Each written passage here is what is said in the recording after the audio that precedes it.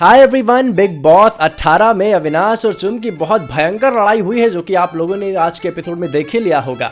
लेकिन क्या अविनाश सच में इविक्ट होगा? क्या जो कि बिग बॉस को सबसे ज्यादा कंटेंट दे रहा है, भले ही लोगों की डिसरिस्पेक्ट करके, लोगों से जबरदस्ती की लड़ाइयां करके उसको तो कंटेंट दे रहा है, क्या बिग बॉस उसको इतनी आसानी से इविक्ट होने देंगे? नहीं, बिल्कुल नहीं। आपको पता ही होगा कि बिग बॉस 18 टाइम का तांडव का खेल है, यानी भूत भविष्य वर्तमान में आप जा सकते हैं।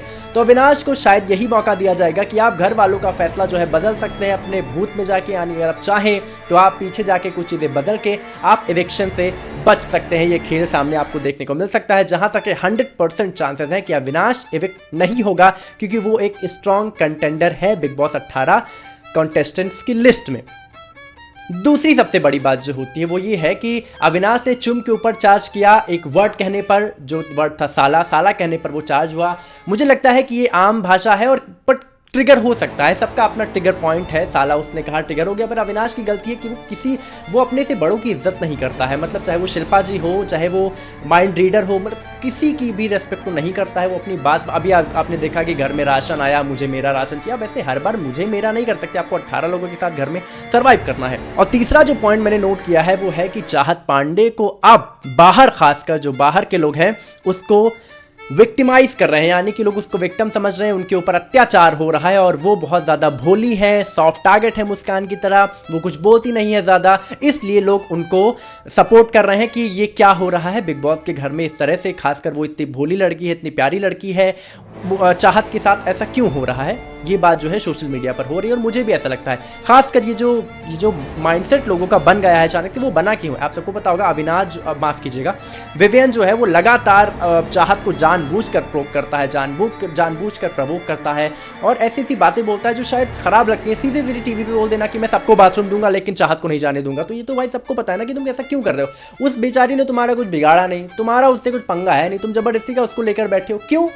क्योंकि भाई वो उसने स्टेज पे आके बोला कि अपने शो की हीरो हीरोइन मैं ही थी। भाई उसके शो का नाम था दुर्गा और उसके बाकी का शो का नाम है। अब फॉर एग्जांपल अनुपमा में अगर अनुपमा रूपाली गांगुली को हटा दोगे तो घर शो नहीं चलेगा। वैसे ही चाहत ने भी बोला कि अगर उसको दुर्गा के शो से हटा दिया जाएगा तो इट्स वेरी ऑब्वियस, या उसको जो इस वक्त का शो है वो उससे नहीं चल पाएगा। चाहत रिप्लेस करना उसको मुश्किल था, क्योंकि वो 1000 एपिसोड कर चुकी थी।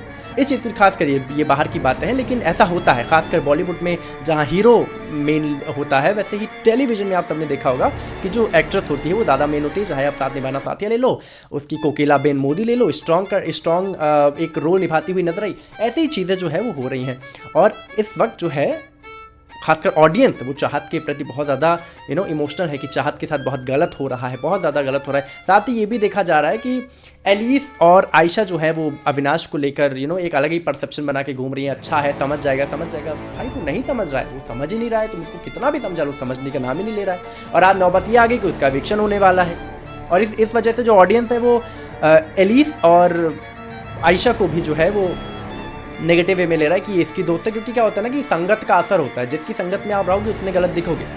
और रजत दलाल अलग ही है, वो रजत दलाल और विवियन का पता नहीं क्या है चाहत से, वो तो उससे भिड़ते ही रहते हैं। मुझे समझ नहीं आता, ऑडियंस को भी समझ नहीं आता कि आखिर क्यों पोक करना है। रजत दलाल छोटी छोटी बातों पे पोक हो जाता है और उंगली दिखाने पे, कुछ भी बोलने पे, बंदर बोलने पे खुद कहता है हम तुम्हारे पूर्वज हैं, फिर उसी बात को आकर बोलता है कि नहीं तुम्हें माफी मांगनी होगी। क्यों माफी मांगे भाई? बंदर, आई डोंट थिंक बंदर इज अ बैड वर्ड। हालांकि उसको अगर आप अब्यूजिव तरीके से यूज़ करोगे तो हर वर्ड अब्यूजिव तरीके से यूज़ होने वाला गलत है, लेकिन आई डोंट थिंक ये छोटी छोटी बातों का मुद्दा बनाना चाहिए। जो रजत दलाल की बातें होती हैं मुझे तो आउट ऑफ कॉन्टेक्स्ट ही लगती है, मुझे समझ नहीं आता है।